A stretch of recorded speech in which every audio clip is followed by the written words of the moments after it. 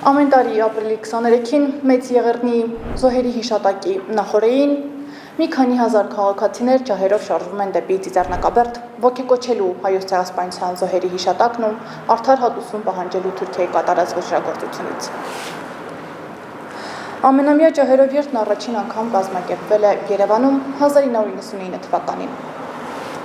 Այս տարիներին արդեն այն ավանդույթ է դարձել։ Այն կազմակերպվում է ոչ միայն Երևանում, այլև Հայաստանի տարբեր մարզերում ու արտերկրում դաշնակցության կառույցների օժանդակության շնորհիվ։ Մի քանի անքուն գիշերներ, մրոտ ձեռքեր, ծակծկված մատներ։ Պահանջատեր մի քանի տասնյակ երիտասարդներ օր ու գիշեր պատրաստվում են ջահերով երթին։ Պատրաստում են ջահերը, մոմերը, կարում հայկական դրոշները, որոնք ուղեկցելու են ողջ երթը։ Այսօր զրուցելու ենք մի քանի անքուն գիշերներ անցկացրած մրոտված ձեռքերով երիտասարդների հետ, ովքեր ամեն տարի պատրաստվում են ջահերով երթին։ Ապրիլի 23-ին 1500 ջահակիր եւ հազարավոր մարդիկ Հայոց պահանջատիրության ջահն արդեն 26-րդ անգամ կտանեն Հայոց ցեղասպանության զոհերի հիշատակի հուշահամալիր Ծիծեռնակաբերդ։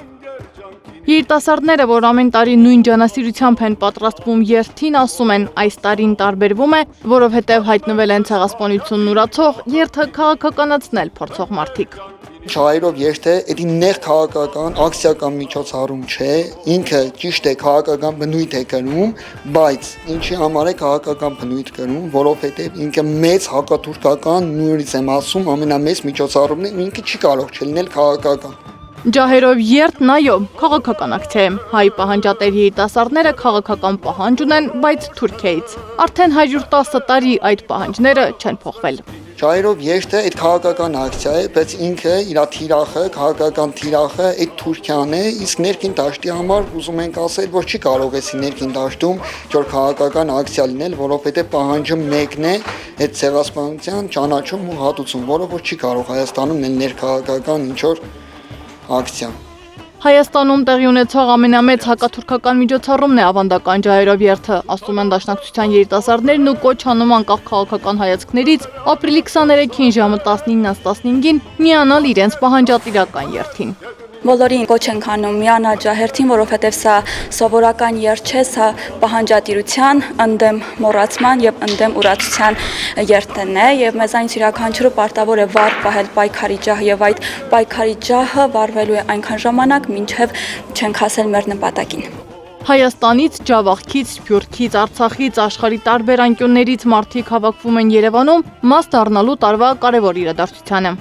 Երթը կարևոր է, քանի որ Թուրքիան պետք է ընդունի ցեղասպանությունը եւ նա կընդունի միայն մեր պահանջատիրությամբ, եթե մենք թևերս ծալած նստենք,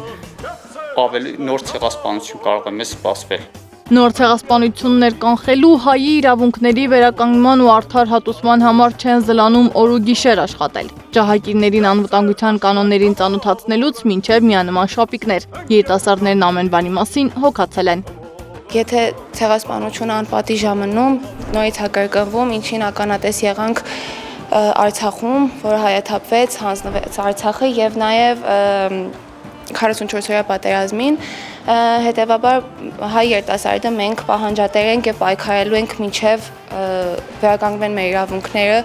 Պայքարի կամքի խորհրդանշող ջահը Ծիծեռնակաբերդ տանելու համար նախապես կարող է գրանցվել ցանկացած մարդ։ Գրանցվելու համար պետք է լրացնել Հոիդահեն Facebook-ի կամ Instagram-ի էջերում տեղադրված գրանցման հայտադիմումը։ Այս տարի էլ երթը մեկնարկելու է Հանրապետության հրապարակից։ Սեդա Մակարյան, Էդիկ Մալաքյան, Նոնա Գևորգյան, ABC Media։